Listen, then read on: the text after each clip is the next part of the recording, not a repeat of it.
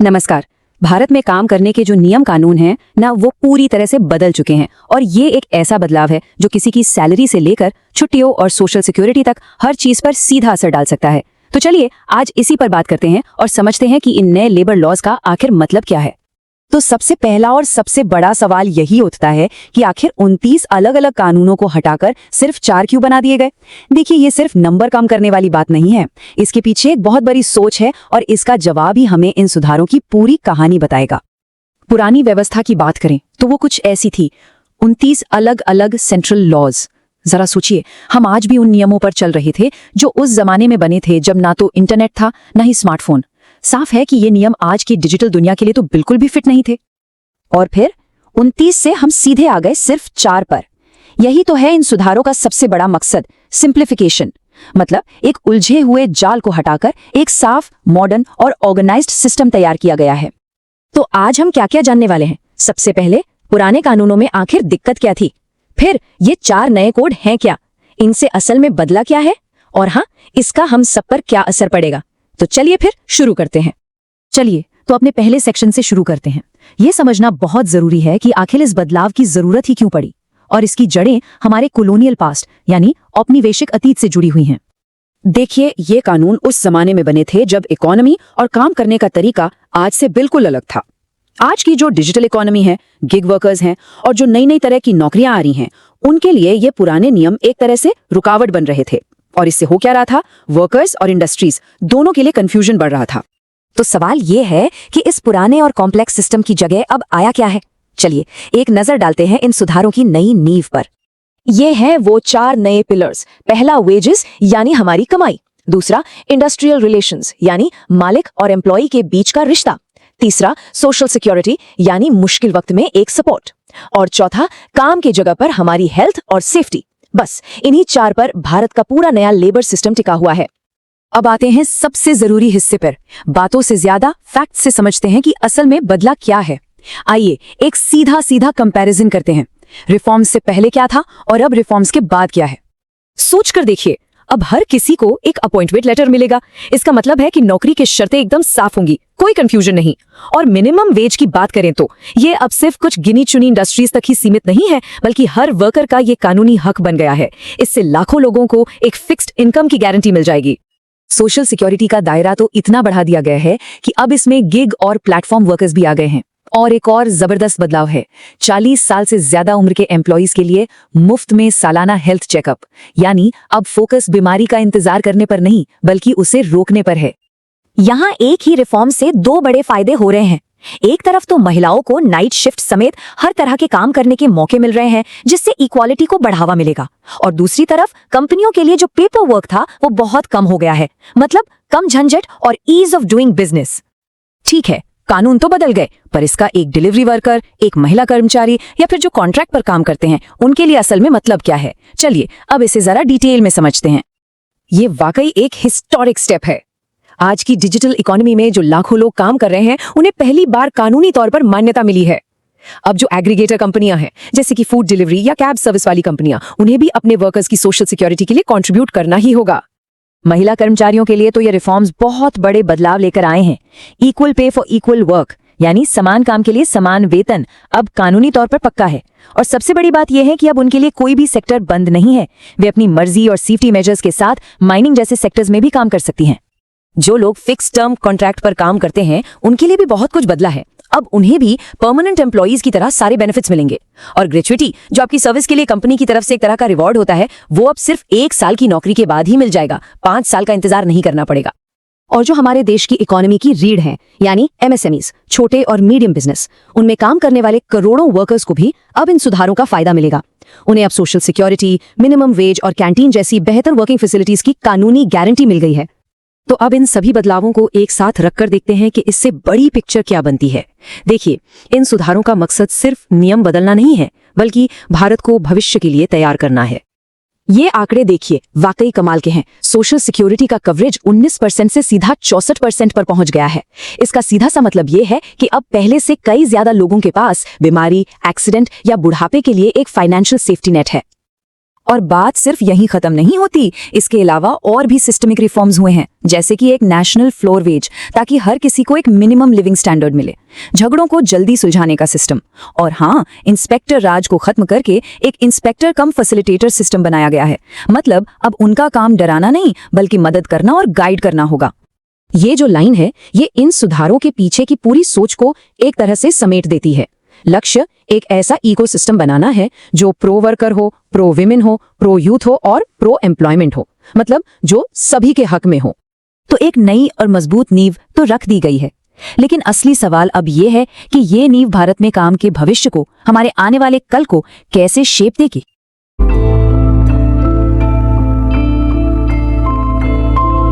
Something huge is happening in India's world of work. The country has basically ripped up its old rulebook and started fresh. We're talking about a massive transformation of labor laws that affects hundreds of millions of people. So what does this actually mean for workers, for businesses? Let's dive in and find out.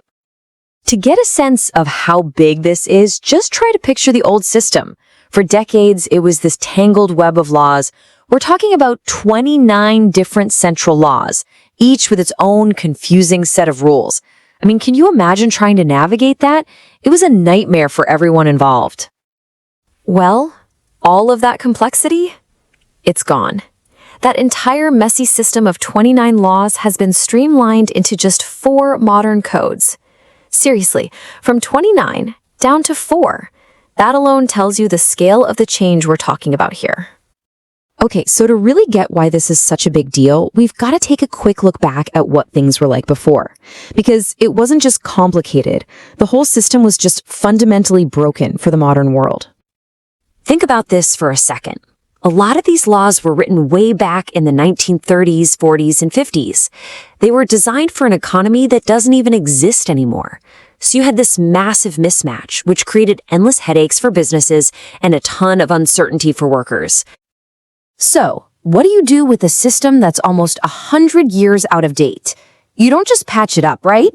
You build something new from the ground up. And that's exactly what's happened. Let's check out these 4 new codes that are meant to be the solution. All right, so here they are, the 4 pillars of this new system.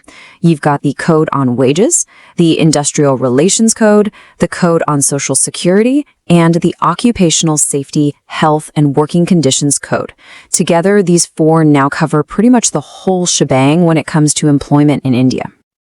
Okay, that's the theory. But what does this actually change for real people in their day-to-day lives?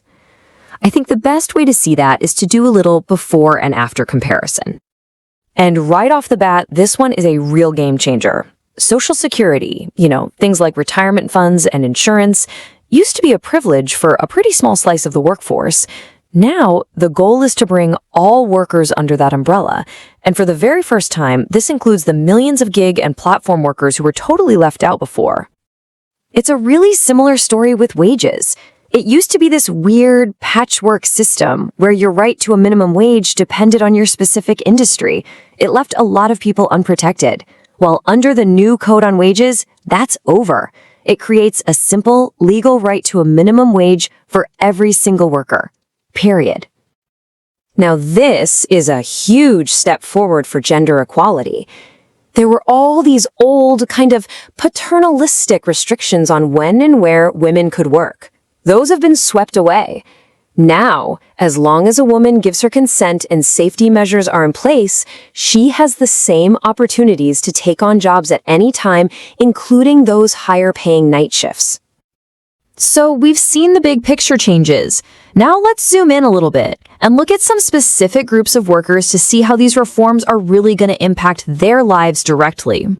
Let's start with a group that basically didn't exist when the old laws were written: gig and platform workers. For these folks, the people driving our cars and delivering our food, these changes are absolutely groundbreaking. For the first time ever, terms like gig work and platform work actually have a legal definition. That's huge. And it's not just about words. The companies, the aggregators, now have to chip in for a social security fund for these workers. And maybe the best part? The benefits are portable. They're tied to you, not the job. So if you switch platforms, you take your benefits with you. Next up, let's circle back to women workers because there are some really important new protections being built into the system to level the playing field. So it's not just about opening up new job opportunities. It's about making the workplace fairer. Equal pay for equal work is now legally guaranteed. Gender discrimination is flat out prohibited. And this one is so important. Women must be represented on grievance committees, which gives them a much stronger voice to deal with any issues that come up. Okay, so let's zoom back out. When you put all of these different pieces together, what's the grand vision? What is the big picture here? This chart tells a pretty powerful story.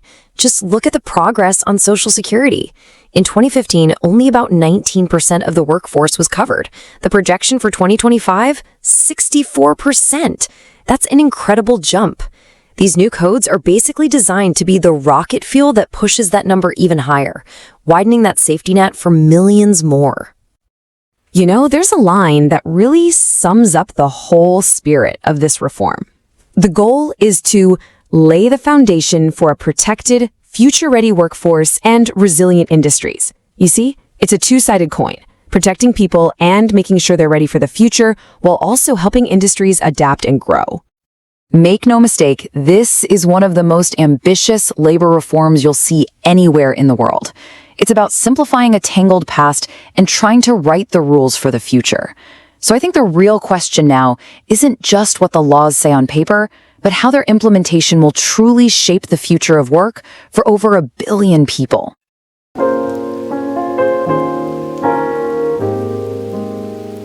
Bharat के श्रम कानूनों में एक बहुत बड़ी हलचल हुई है। जी बिल्कुल। कल ही 21 नवंबर 2025 को सरकार ने 4 नए लेबर कोड्स लागू करने की घोषणा की है। और ये कोई छोटा मोटा फेरबदल नहीं है ना? बिल्कुल नहीं। ये तो आप समझिए कि 29 पुराने कानूनों की जो पूरी खिचड़ी थी उसे हटाकर एक बिल्कुल नया ढांचा तैयार किया गया है। और आज हमारी चर्चा का मकसद भी यही है। मतलब हम यही समझने की कोशिश करेंगे कि इन बदलावों का असल मतलब क्या है। हाँ, हम सरकारी स्रोतों से जो भी जानकारी मिली है उसे कुरेद कर देखेंगे कि कागज पर जो लिखा है उसका जमीन पर क्या असर होगा। कहा तो यही जा रहा है कि मकसद है बेहतर वेतन, सुरक्षा और कल्याण। बिल्कुल। और दावा ये भी है कि ये कदम आत्मनिर्भर भारत के लिए एक भविष्य की वर्कफोर्स तैयार करेगा। लेकिन इसे समझने से पहले एक सवाल है मेरे मन में। पूछिए। कई लोग कहते हैं कि पुराने कानून जैसे भी थे मजदूरों को ज्यादा सुरक्षा देते थे और ये जो नए कोड्स हैं ये कहीं ना कहीं कंपनियों को फायदा पहुंचाने के लिए बनाए गए। इस धारणा में कितनी सच्चाई है? ये सवाल बहुत जरूरी है क्योंकि यही इन सुधारों के कह सकते हैं कि दिल में है। देखिए, इस बात में कोई शक नहीं कि कुछ पुराने कानूनों में सुरक्षा के प्रावधान मजबूत थे, लेकिन समस्या उनकी बनावट में थी। बनावट में मतलब सोचिए, हमारे ज्यादातर श्रम कानून 1930 से 1950 के दशक के हैं। तब भारत की अर्थव्यवस्था, काम करने का तरीका सब कुछ बिल्कुल अलग था। यानी हम 21वीं सदी के गिग इकोनॉमी को 20वीं सदी के कानूनों से चलाने की कोशिश कर रहे थे। ठीक यही बात है। स्रोत भी यही कहते हैं कि पुराने कानून बिखरे हुए, जटिल और कई मामलों में पुराने हो चुके थे। अच्छा। एक ही मुद्दे पर कई कई कानून थे जिनके नियम आपस में टकराते थे। इससे भ्रम पैदा होता था और जिसे हम अनुपालन का बोझ या कंप्लायंस बर्डन कहते हैं वो बढ़ता जा रहा था। एक मिनट, ये कंप्लायंस बर्डन सुनने में बड़ा भारी शब्द लगता है, इसे आसान भाषा में समझाएंगे? जरूर।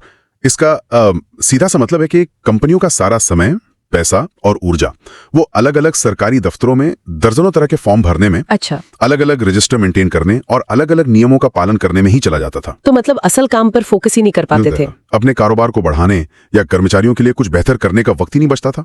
इन 4 कोड्स का मकसद इसी मक्कड़ जाल को साफ करना है। अच्छा, तो ये सिर्फ नियमों को बदलना नहीं बल्कि पूरी सोच को बदलने की कोशिश है।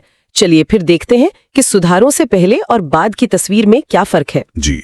स्रोत में कुछ बड़े बदलावों का जिक्र है। सबसे पहले बात करते हैं नियुक्ति पत्र की, अपॉइंटमेंट लेटर। अब ये हर कर्मचारी के लिए जरूरी कर दिया गया है। हाँ, और ये सुनने में एक छोटी सी बात लग सकती है लेकिन इसका असर बहुत गहरा है। ये सिर्फ एक कागज का टुकड़ा नहीं है। सोचिए, एक मजदूर जो अब तक दिहाड़ी पर या जुबानी भरोसे पर काम करता था, उसके हाथ में जब ये पत्र आएगा तो उसे एक तरह की सुरक्षा मिलेगी। सुरक्षा ही नहीं, एक पहचान मिलेगी। पहचान? वो कैसे? उस पत्र के आधार पर बैंक में खाता खुलवाना या छोटा मोटा लोन लेना आसान हो जाएगा। बच्चों की स्कूल एडमिशन में एक पक्के पते का सबूत बनेगा। ये एक कर्मचारी को अनौपचारिक घेरे से निकालकर औपचारिक अर्थव्यवस्था का हिस्सा बनाता है। वाह, मैंने इस नजरिए से तो सोचा ही नहीं था। ये सामाजिक सम्मान की पहली सीढ़ी है, कह सकते हैं। सही बात है। दूसरा बड़ा बदलाव है सामाजिक सुरक्षा का दायरा बढ़ाना। कहा गया है कि अब गिग और प्लेटफॉर्म वर्कर्स भी इसके तहत आएंगे। हाँ, एक मिनट, इसका मतलब जो स्विगी, उबर या जोमैटो के लिए काम करते हैं उन्हें भी अब पीएफ और ईएसआईसी जैसी चीजें मिलेंगी। ये कैसे काम करेगा? आपका सवाल बिल्कुल सही जगह पर है, क्योंकि यही इन कोड्स का सबसे क्रांतिकारी पहलू है। और हाँ, अब उन्हें भी सामाजिक सुरक्षा मिलेगी। तो पहले ये बताइए कि पीएफ और ईएसआईसी है क्या? कई लोगों को नहीं पता होगा। बिल्कुल। पीएफ यानी प्रोविडेंट फंड आपके वेतन का एक छोटा हिस्सा होता है जो जमा होता रहता है और आपके बुढ़ापे या जरूरत के समय काम आता है। और ईएसआईसी? और ईएसआईसी एक तरह का स्वास्थ्य बीमा है जो आपको और आपके परिवार को बहुत कम खर्च पर अच्छी स्वास्थ्य सेवाएं मुहैया कराता है। ये एक वित्तीय और स्वास्थ्य सुरक्षा का जाल है। लेकिन गिग वर्कर्स तो किसी कंपनी के परमानेंट एम्प्लॉय नहीं होते, तो उनका पीएफ और ईएसआईसी कैसे मैनेज होगा? इसके लिए एक नया सिस्टम बनाया गया है। कानून में एग्रीगेटर यानी स्विगी, उबर जैसी कंपनियों को परिभाषित किया गया है। अब इन कंपनियों को अपने सालाना टर्नओवर का 1 से 2% हिस्सा 1 से 2%? हाँ, इतना हिस्सा इन वर्कर्स के लिए बने एक सामाजिक सुरक्षा फंड में जमा करना होगा। अच्छा, तो अब जिम्मेदारी कंपनियों पर डाल दी गई है। बिल्कुल। ये पक्का करता है कि सुरक्षा का वादा सिर्फ कागज पर ना रहे, उसके लिए एक ठोस वित्तीय मॉडल भी हो। ये तो वाकई बहुत बड़ा कदम है। और एक तीसरा बड़ा बदलाव है न्यूनतम वेतन यानी मिनिमम वेज को लेकर। जी, अब ये सभी का कानूनी अधिकार बन गया है। बिल्कुल। पहले ये सिर्फ कुछ तयशुदा उद्योगों में ही लागू होता था, जिससे देश की एक बहुत बड़ी वर्कफोर्स इसके दायरे से बाहर थी। तो अब क्या होगा? अब एक राष्ट्रीय न्यूनतम वेतन यानी नेशनल फ्लोर वेज तय किया जाएगा और कोई भी राज्य सरकार इससे कम न्यूनतम वेतन निर्धारित नहीं कर पाएगी। मतलब एक बेसलाइन सेट हो जाएगी पूरे देश के लिए। हाँ, ये देश भर के मजदूरों के लिए एक सुरक्षा कवच की तरह काम करेगा, चाहे वो किसी भी क्षेत्र में काम करते हों। तो हमने देखा कि कैसे ये कोड्स एक मजबूत नींव बना रहे हैं। सबके लिए अपॉइंटमेंट लेटर, ज्यादातर लोगों के लिए सामाजिक सुरक्षा और सभी के लिए न्यूनतम वेतन की गारंटी। लेकिन इस नींव पर अलग अलग लोगों के लिए अलग अलग तरह की इमारतें खड़ी की गई हैं। मिसाल के तौर पर महिला कर्मचारियों के लिए क्या खास है इसमें? महिलाओं के लिए जो बदलाव हैं वे सोच में एक बुनियादी फर्क दिखाते हैं। सबसे बड़ा बदलाव है रात की शिफ्ट में काम करने की आजादी। अच्छा, पहले इस पर पाबंदी थी? हाँ, पहले कई व्यवसायों में सुरक्षा कारणों से महिलाओं के रात में काम करने पर पाबंदी थी। अब उनकी सहमति और पर्याप्त सुरक्षा उपायों के साथ वे रात की शिफ्ट में काम कर सकती हैं। इसका सीधा असर तो ये होगा कि उन्हें ज्यादा कमाई वाली नौकरियों के अवसर मिलेंगे जो पहले सिर्फ पुरुषों के लिए थे। ठीक है ही, इसके अलावा अब उन्हें भूमिगत खदानों से लेकर भारी मशीनरी चलाने तक हर तरह के काम करने की इजाजत होगी। और समान काम के लिए समान वेतन, उसे अब कानूनी रूप से अनिवार्य कर दिया गया है। और एक और बहुत दिलचस्प और बारीक बात स्रोत में बताई गई है। बताइए क्या है? महिला कर्मचारी अब ईएसआईसी जैसी योजनाओं के लिए अपने परिवार की परिभाषा में अपने सास ससुर को भी शामिल कर सकती हैं। अरे वाह, ये तो बहुत ही प्रैक्टिकल कदम है। हाँ, ये एक बहुत ही व्यवहारिक और समावेशी कदम है जो हमारे समाज की सच्चाइयों को पहचानता है। ये सच में गहरी सोच वाला बदलाव है। अब बात करते हैं एक और समूह की जिनके बारे में बहुत चर्चा होती है, फिक्स्ड टर्म कर्मचारी, मतलब जो कॉन्ट्रैक्ट पर रखे जाते हैं। हाँ, FTEs यानी फिक्स्ड टर्म एम्प्लॉइज। अब इन्हें स्थायी कर्मचारियों के बराबरी सारे लाभ मिलेंगे। सारे लाभ जैसे कि चाहे वो छुट्टी हो, मेडिकल सुविधा हो या सामाजिक सुरक्षा। इससे कॉन्ट्रैक्ट पर काम करने वाले और स्थायी कर्मचारियों के बीच भेदभाव की दीवार गिरेगी। और ग्रेच्युटी के नियम में भी तो बदलाव हुआ है ना। पहले 5 साल लगातार काम करने पर मिलती थी, है ना? हाँ, अब फिक्स टर्म कर्मचारियों के लिए ग्रेच्युटी पाने के लिए सिर्फ 1 साल की नौकरी ही काफी होगी। सिर्फ 1 साल? जी। और इस 1 साल वाले नियम का एक और फायदा है जो शायद पहली नजर में ना दिखे। क्या? यह कंपनियों को सीधे भर्ती के लिए प्रोत्साहित कर सकता है। कई बार कंपनियां 5 साल की ग्रेजुएटी से बचने के लिए छोटे छोटे कॉन्ट्रैक्ट पर लोग रखती थीं। अब जब 1 साल पर भी देनी होगी तो शायद वे सीधे तौर पर कर्मचारी रखने में ज्यादा दिलचस्पी दिखाएं। बिल्कुल। ये तो बहुत ही दिलचस्प है। यानी एक नियम के कई असर हो सकते हैं। लेकिन ये सब तो संगठित या नए दौर के कामों की बातें हुई। जो छोटे छोटे कारखानों में, MSMEs में काम करते हैं, उनका क्या? उनका भी ध्यान रखा गया है। MSME यानी छोटे और मध्यम उद्योग भारत की अर्थव्यवस्था की रीढ़ है। लेकिन वहां काम करने वाले अक्सर बुनियादी सुविधाओं से भी वंचित रहते थे। अब इन कोड्स के तहत तय संख्या से ज्यादा कर्मचारी होने पर कैंटीन, पीने का पानी, फर्स्ट एड और आराम करने की जगह जैसी सुविधाएं देना अनिवार्य होगा। जी, और उन्हें भी सामाजिक सुरक्षा के दायरे में लाया जाएगा। और खतरनाक उद्योगों में काम करने वालों के लिए भी कुछ खास है, जैसे केमिकल फैक्ट्री या कंस्ट्रक्शन साइट पर काम करने वाले। इनके लिए मुफ्त सालाना स्वास्थ्य जांच अनिवार्य की गई है। ये तो बहुत जरूरी है। साथ ही हर साइट पर एक सुरक्षा समिति बनानी होगी जिसमें कर्मचारियों के प्रतिनिधि भी शामिल होंगे। इसका मकसद है सुरक्षा को सिर्फ मैनेजमेंट की जिम्मेदारी ना बनाकर सबकी भागीदारी से सुनिश्चित करना। शोध में IT सेक्टर का भी जिक्र है। वहां कहा गया है कि हर महीने की 7 तारीख तक वेतन देना अनिवार्य होगा। हाँ, सच कहूं तो ये सुनने में बहुत मामूली लगता है। क्या IT जैसी हाई पेइंग इंडस्ट्री में ये वाकई बड़ी समस्या थी? आपका सवाल बहुत अच्छा है। बाहर से देखने पर यह मामूली लग सकता है, लेकिन ये असल दुनिया की एक बड़ी समस्या का समाधान है। अच्छा। कई कंपनियों में, यहां तक कि अच्छी खासी आईटी कंपनियों में भी वेतन मिलने में 10, 15 या 20 दिन की देरी आम बात थी। अरे, अब सोचिए, जिस कर्मचारी की ईएमआई जानी है, घर का किराया देना है, उसके लिए ये देरी कितनी मानसिक परेशानी का कारण बनती है। ये नियम वित्तीय अनुशासन लाता है और कर्मचारियों को मानसिक शांति देता है। मतलब इसमें बड़ी बड़ी बातों के साथ साथ ऐसी व्यवहारिक समस्याओं पर भी ध्यान दिया गया है। बिल्कुल। इसी तरह प्रवासी मजदूरों के लिए पीडीएस पोर्टेबिलिटी की बात भी कही गई है। हाँ, इसे ऐसे समझिए कि बिहार का एक मजदूर अगर गुजरात के कपड़ा उद्योग में काम कर रहा है, तो पहले उसे अपने हिस्से का सस्ता राशन लेने के लिए गांव पर ही निर्भर रहना पड़ता था। अब वो अपना राशन कार्ड गुजरात की किसी भी सरकारी दुकान पर इस्तेमाल कर पाएगा। ये तो उसके और उसके परिवार के लिए एक बहुत बड़ी राहत है। बहुत बड़ी। तो पैटर्न साफ है। जो सुरक्षा और सुविधाएं पहले सिर्फ कुछ संगठित क्षेत्र के कर्मचारियों को मिलती थीं, अब उनका दायरा बहुत बड़ा कर दिया गया है। तो ये सब लागू कैसे होगा? इतने बड़े बदलावों को जमीन पर उतारने के लिए जरूर कोई नया सिस्टम भी बनाया गया होगा। बिल्कुल, और यहाँ भी सोच में एक बड़ा बदलाव दिखता है। सबसे दिलचस्प है इंस्पेक्टर कम फैसिलिटेटर की अवधारणा। इंस्पेक्टर कम फैसिलिटेटर मतलब जो इंस्पेक्टर पहले छापा मारने और गलतियां ढूंढने के लिए जाने जाते थे, अब वो मदद करेंगे। ठीक यही। ये इंस्पेक्टर राज की छवि को बदलने की कोशिश है। वाह। अब इन अधिकारियों का काम सिर्फ दंडात्मक कार्रवाई करना नहीं होगा, बल्कि उनका मुख्य काम होगा कंपनियों को नए कानूनों के बारे में समझाना, उनका पालन करने में मदद करना और जागरूकता फैलाना। तो मतलब टकराव की जगह सहयोग। जी, ये सरकार और नियोक्ताओं के बीच टकराव वाले रिश्ते को एक सहयोगात्मक रिश्ते में बदलने का संकेत है। यानी अब रवैया गलती पकड़ो और सजा दो से बदलकर समझो और सुधारो वाला हो जाएगा। उम्मीद तो यही है। इसका उद्देश्य एक आधुनिक और कम नौकरशाही वाला माहौल बनाना है। और क्या सिस्टम बनाए गए हैं? विवादों के तेजी से निपटारे के लिए 2 सदस्यों वाले औद्योगिक न्यायाधिकरण यानी इंडस्ट्रियल ट्रिब्यूनल्स होंगे, ताकि मामले सालों साल न लटकें। ये अच्छी बात है। और एक राष्ट्रीय OSH यानी व्यावसायिक सुरक्षा और स्वास्थ्य बोर्ड भी बनाया जाएगा, जो सभी क्षेत्रों के लिए सुरक्षा के मानक तय करेगा। ये सब मिलकर इन सुधारों को लागू करने का प्रशासनिक ढांचा तैयार करते हैं। तो कुल मिलाकर अगर हम पूरी चर्चा को समेटें तो 29 पुराने उलझे हुए कानूनों की जगह 4 सीधे सरल कोड्स लाए गए हैं। जी। इसका एक बड़ा लक्ष्य सामाजिक सुरक्षा का दायरा बढ़ाकर गिग वर्कर्स और असंगठित क्षेत्र के करोड़ों लोगों तक पहुंचाना है। बिल्कुल।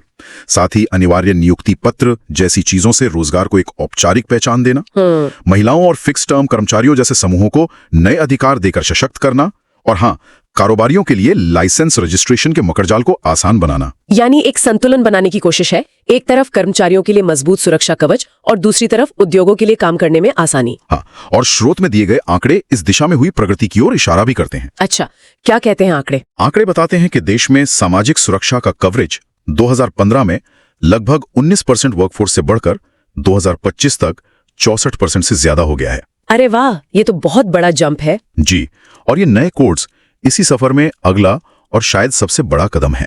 इन स्रोतों में नए कानूनों के ढांचे और उनके फायदों के बारे में तो विस्तार से बताया गया है। साथ ही यह भी जिक्र है कि बदलाव के दौरान यानी ट्रांजिशन पीरियड में पुराने नियम कुछ समय तक लागू रहेंगे। यह भविष्य के लिए एक बहुत ही महत्वपूर्ण सवाल खड़ा करता है।